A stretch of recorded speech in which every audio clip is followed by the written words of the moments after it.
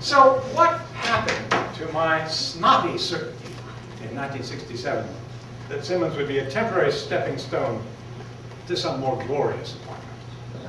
Several things. For one, my department was full of accomplished and stimulating colleagues, some of whom are here today, thank you.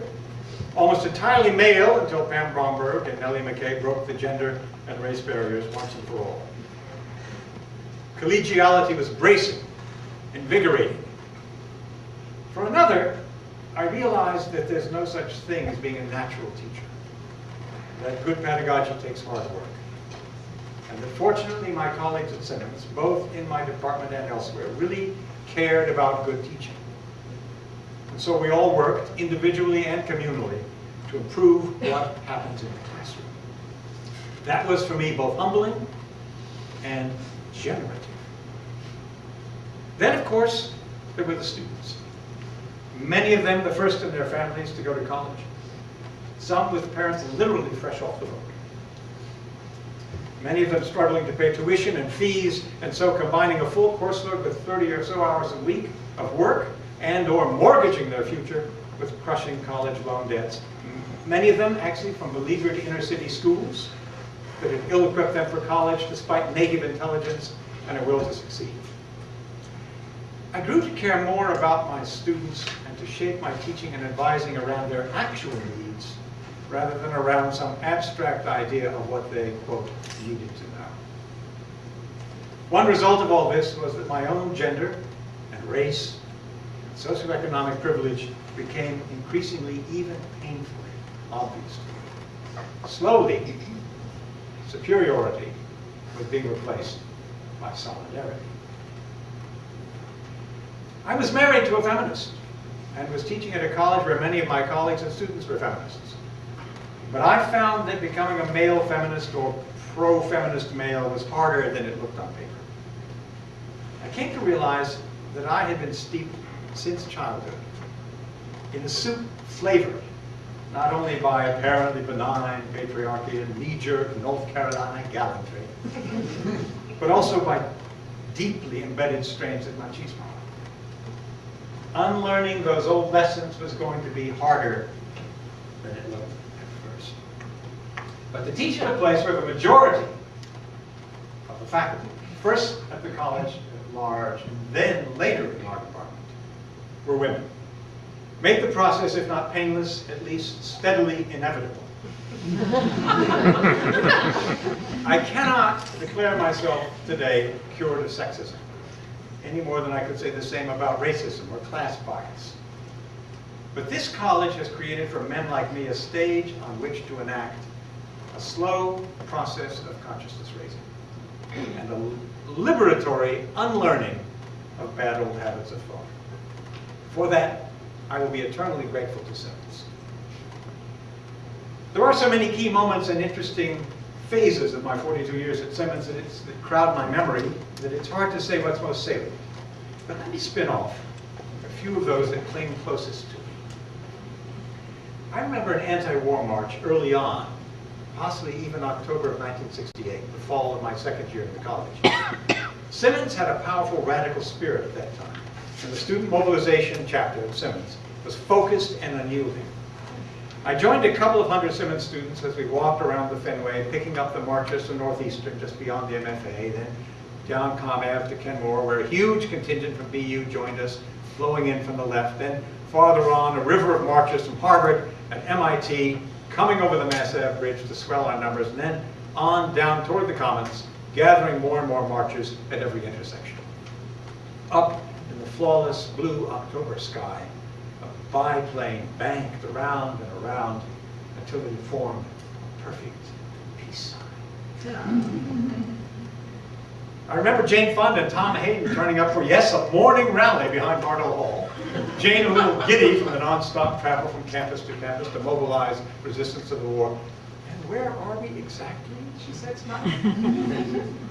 I remember a famous production of a stage version of James Joyce's short story, The Dead, which my student Michelle Good and I had adapted.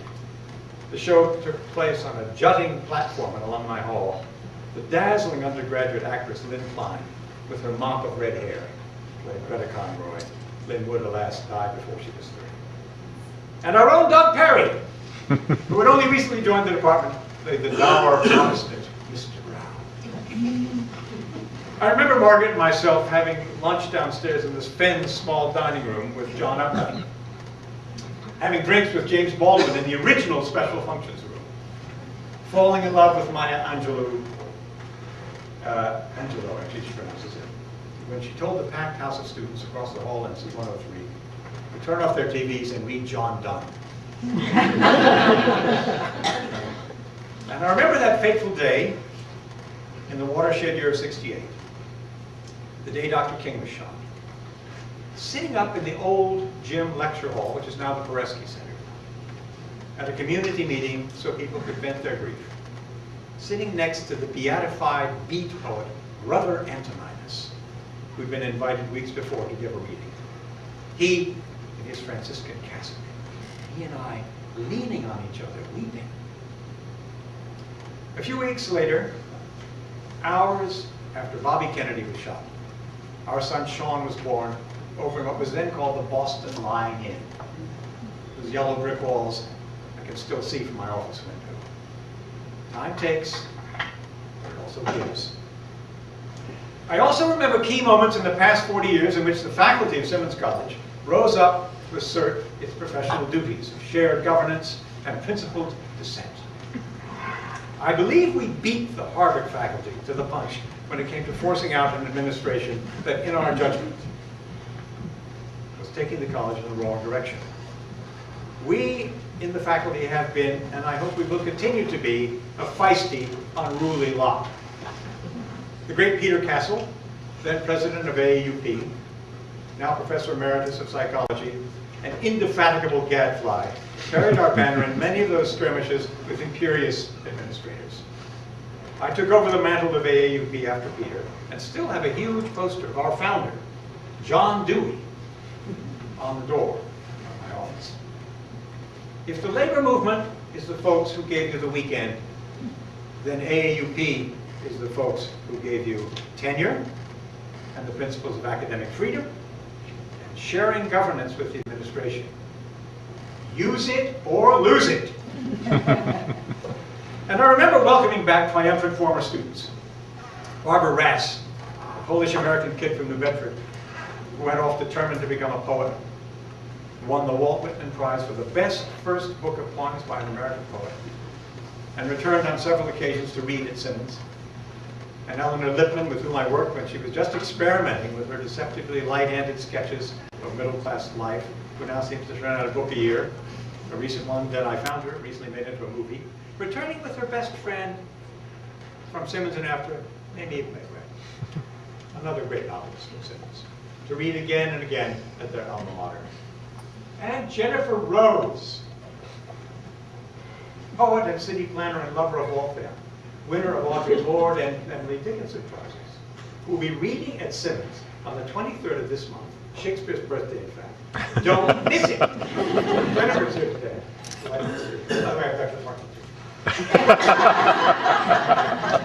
Jennifer took her MFA at BU, as will our most recent brilliant poet, Albanian-born Ani Shika, who did her MA with us, then taught English in Thailand, and was called by Robert Pinsky just last week to be told she'd been admitted to the highly competitive poetry program at BU.